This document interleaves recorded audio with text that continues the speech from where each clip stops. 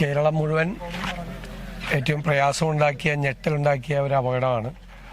വിനോദയാത്രയ്ക്ക് പോയ ഇത്രയും പേര് ഒരുമിച്ച് അവരുടെ ജീവൻ നഷ്ടപ്പെടുക എന്ന് പറയുന്നത് അതിദാരുണമായൊരു സംഭവമാണ്.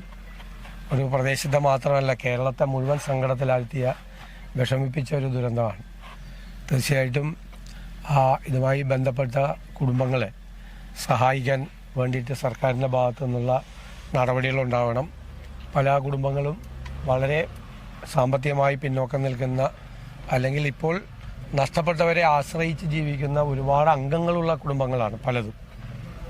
ഇപ്പോൾ ഇവിടെ തന്നെ നമ്മൾ ആദ്യം വന്ന വീട്ടിലെ തന്നെ മജീദ് മാഷിന്, അദ്ദേഹം ബ്ലൈൻഡ് അസോസിയേഷൻ്റെ സെക്രട്ടറി ആയിരുന്നു. അദ്ദേഹത്തിൻ്റെ 2 സഹോദരിമാർ ബ്ലൈൻഡാണ്.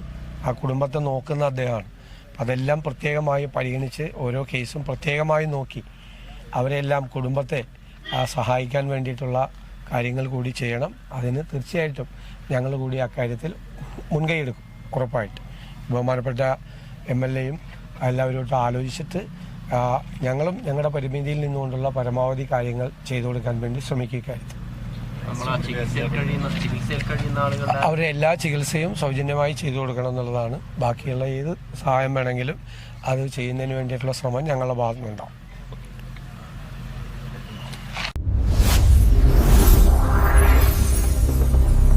MTN News, Malayalam Television Network.